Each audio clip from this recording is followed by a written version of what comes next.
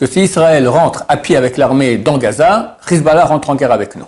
Biden a averti, il ne faut pas qu'il y ait un deuxième front qui s'ouvre contre Israël. Répond la Gemara parce que Rome et la Perse sont des peuples différents. Ce sont deux peuples qui vont durer jusqu'à l'époque messianique. Comment ça va se passer ?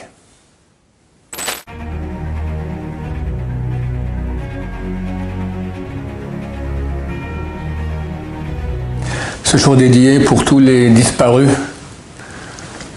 de la bande de Gaza et à côté de la bande de Gaza, que Be'ez Hashem, Dieu les ramène chez eux, sains et saufs Be'ez Hashem, et parmi eux le petit-fils du Rav Danino, Uri Ben Enav Be'ez Hashem.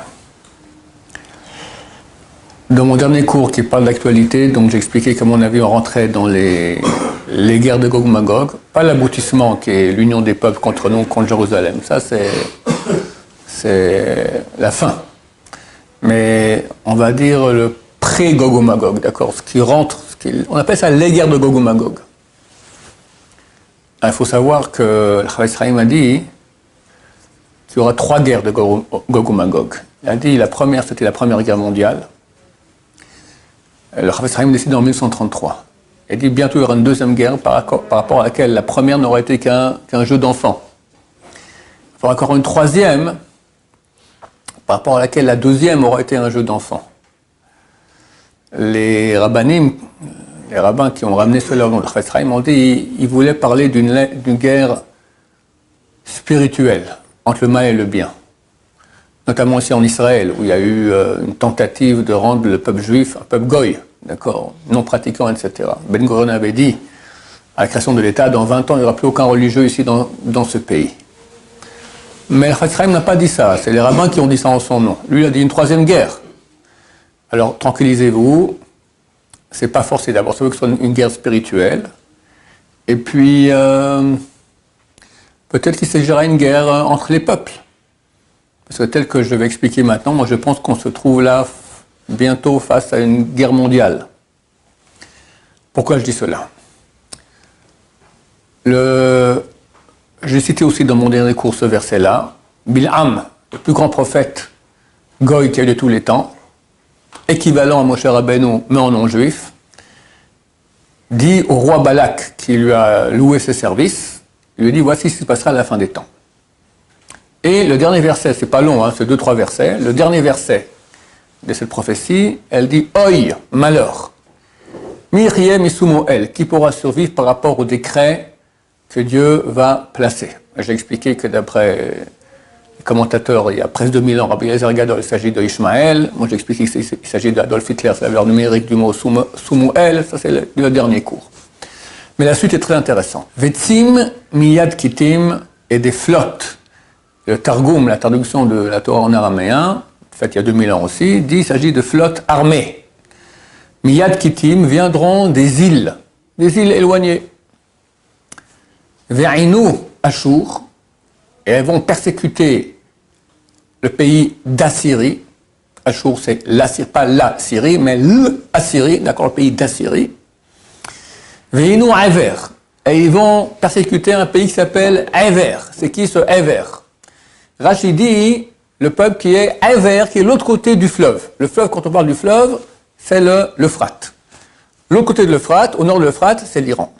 Un peu d'Irak, puis après c'est l'Iran. Un autre avis, le Ramban, il dit Aver, ce sont les Ivrim. Ivri, les Hébreux, nous. Donc des flottes viendront des îles éloignées pour attaquer l'Irak, et ça, chers amis, c'est l'histoire déjà, guerre du Golfe. L'Amérique, tous les pays alliés, d'accord, vont attaquer Saddam Hussein, et ce pays n'existe plus aujourd'hui au niveau d'une puissance militaire. Et après, on espère que c'est l'Iran et pas nous. Et il semblerait que c'est l'Iran. Vetzim, qu'est-ce qui s'est passé vendredi ? On savait déjà la semaine passée que Biden, l'Amérique, a envoyé 2 grands porte-avions, le plus grand porte-avions du monde et le deuxième, peut-être le plus grand porte-avions du monde après le premier, en Méditerranée. Et Biden a averti, on peut dire c'est l'Iran, d'accord ? And made it clear to the Iranians, be careful. Israël va maintenant attaquer Gaza, ils sont dans son droit. ils vont maintenant régler le problème du Hamas. Il ne faut pas qu'il y ait un deuxième front qui s'ouvre. Nous, on sait très bien que celui qui dirige tout, c'est l'Iran.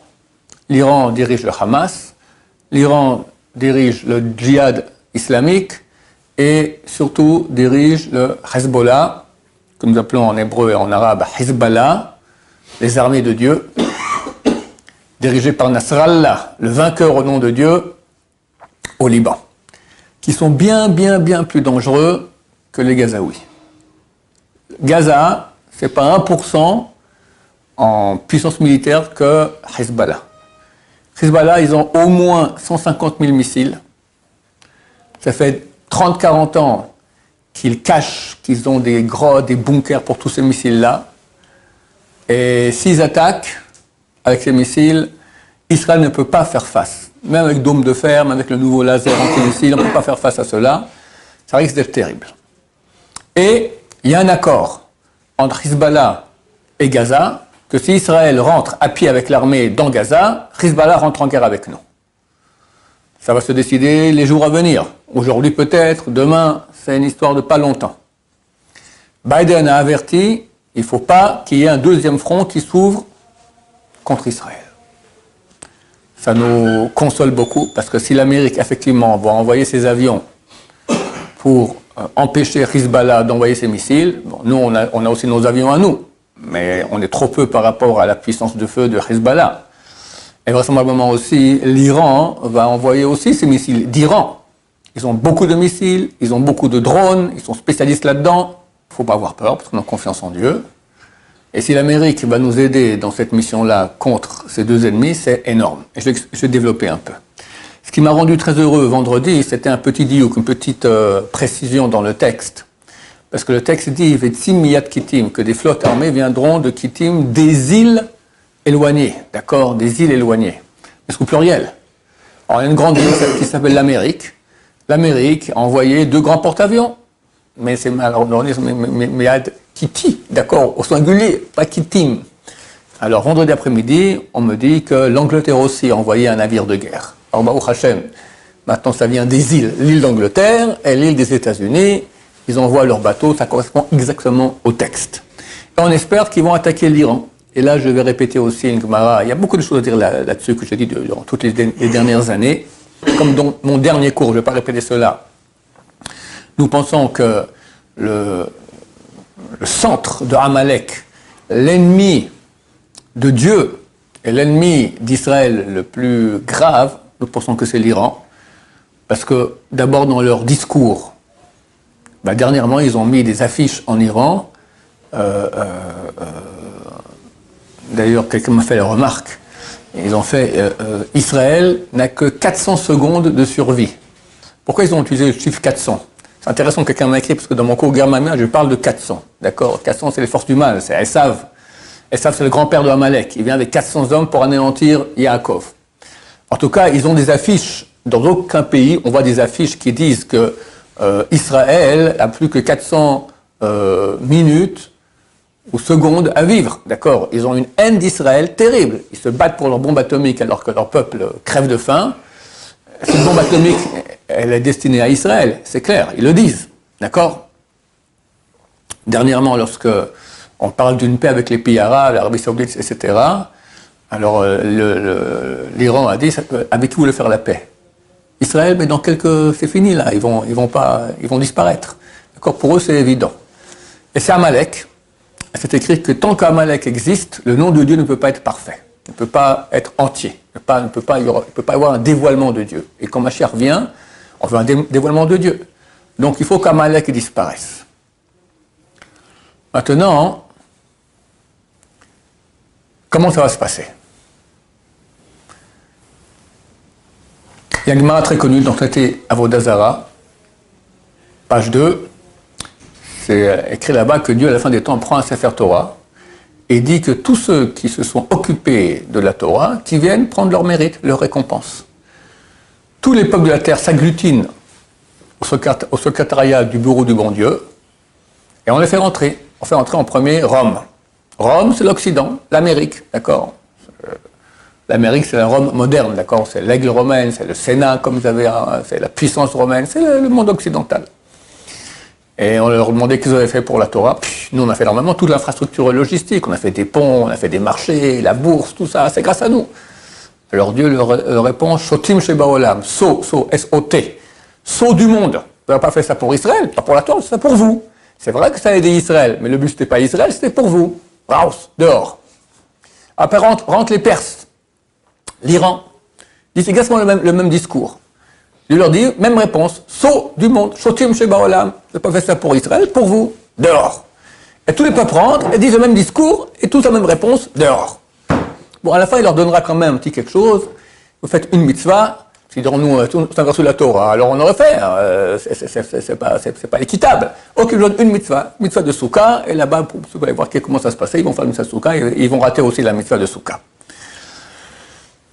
La Gemara pose une question. Pourquoi, si tous ces peuples-là, Rome, la Perse, et tous les peuples rentrent chez le bon Dieu, et disent la même chose, pourquoi tu dis, en premier rentre Rome, après rentre l'Iran, la Perse, après tous les autres peuples, tous les peuples sont rentrés, ils ont dit le discours suivant, Dieu leur a dit le discours suivant, dehors. D'accord?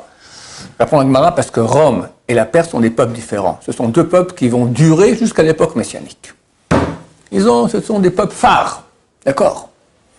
Tosfot, les rabbins francophones, il y a 700-800 ans, posent une question. Comment tu peux me dire que l'Iran va rester jusqu'à l'époque messianique, c'est écrit, tu me dis comme ça dans la Gemara, pour ceux qui vont rentrer chez le bon Dieu, on les cite en premier, et c'est faux.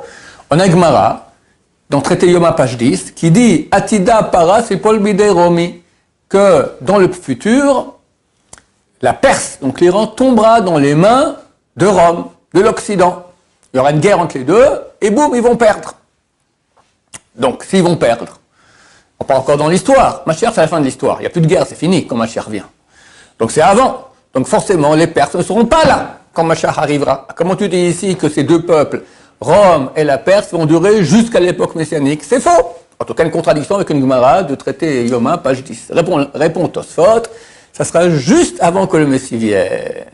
Donc, chers amis, quand on voit que l'Occident va attaquer l'Iran, pour nous, ça veut dire préparez vos habits de fête. Biden a averti, attention, il n'a pas amené ces deux porte-avions pour faire juste un peu peur. Ça veut dire que si jamais Hezbollah attaque, ça veut dire l'Iran attaque, alors l'Amérique attaque. Et peut-être ils vont attaquer qu'au début, que Hezbollah, les positions, tout ça, mais c'est clair qu'ils vont se faire attaquer directement aussi par l'Iran. On dit, mais c'est bon, en deux mots, on est à deux doigts d'une guerre contre l'Iran, et vraisemblablement, tout ce qui se passe maintenant, c'est déjà été tout prévu, les grandes puissances, c'est l'Amérique contre la Russie. Actuellement, Poutine, il est en train de rallier tous les peuples qui sont proches de lui, l'Iran, l'Azerbaïdjan, la Chine, la Corée du Nord, faire une union contre l'Amérique. Et l'Amérique, elle veut pas laisser cela. Donc on est vraiment à deux doigts, je pense, d'une attaque occidentale contre l'Iran. Et c'est clair que nous, si on devait attaquer tout seul l'Iran, c'est beaucoup trop gros pour nous. C'est terrible. Mais pour l'Amérique, boucher le pain, Bezrat Hashem. D'accord? Donc ça nous encourage beaucoup que très bientôt Mashiach il arrive. On a parlé d'une guerre qui va durer longtemps, comme ça Bibi Netanyahu a dit. On a entendu de grands rabbins d'Israël que ça va être beaucoup plus court que prévu. Donc on espère que ça va très très bientôt Bezrat Hashem. D'autre part, il faut savoir que les horreurs qu'il y a eu et qu'on entend encore et qu'on voit encore, et c'est pas fini, hélas, de Gaza, ça a causé une union dans le peuple juif extraordinaire. Et une chouva. Tellement de gens reviennent. Combien des gens, une femme, elle a appelé la radio, on l'a dit, voilà, j'aimerais allumer le bout de Shabbat, les bougies de Shabbat, comment on fait? Je sais rien du tout, elle s'est mise à pleurer au téléphone, elle ne connaît rien, d'accord? On donne un rabbin de Chabad, et tout ce qu'il faut, etc. On a un élève qui a ouvert un groupe la semaine passée, dimanche, il y a une semaine, un groupe de prière pour les soldats. Ils ont fini déjà des dizaines de livres de Tehillim. 200 filles ont pris sur elles la tzniout, la pudeur juive. En Israël, beaucoup de filles se font filmer, d'accord, elles prennent leurs habits et les découpent, d'accord, tous les habits, les mini-jupes, les trucs patsanoua, elles disent pour nos copines qui sont en prison, qui sont emprisonnées là-bas à Gaza, tout ça, elles prennent sur la tzniout. C'est le même groupe WhatsApp d'un élève à nous, d'accord, 300 jeunes français ont pris sur eux le talit katan. Les soldats ici disent, on leur envoie plein de nourriture, non, pas de nourriture, on veut les talit katan. Il y a un Bet Midrash, c'est lequel? Wolfson, à Baïdvagan, d'accord? énorme. Plein de personnes, de juifs qui sont en train de faire des tzitziot, tout ça, des talit pour les soldats. Il y a un réveil spirituel tellement grand et il y a une union tellement grande que pour nous, ce sont vraiment les choses que Dieu aime. L'unité du peuple d'Israël, la tchouva, c'est ça qui amène Mashiach. Donc j'espère que c'est pour très très bientôt. Avec grande miséricorde et bientôt on fera un deuxième cours sur toute la situation Be'ezrat Hashem. Baruch Adonai, Amen va Amen.